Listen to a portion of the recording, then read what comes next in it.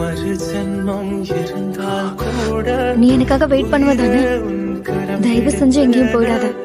உன் கால் தடம் நான் தொடர்வேன். போறதுக்கு எந்த இடமும் இல்ல, எனக்கு நீ மட்டும்தான் இருக்க.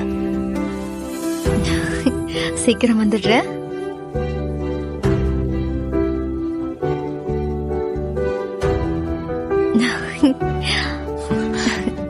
ரிசல்ட் என்னாச்சு டாக்டர்?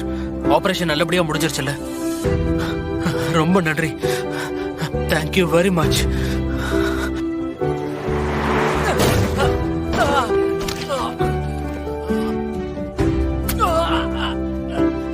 கனவே உன்னை வந்து சேர நான் இங்க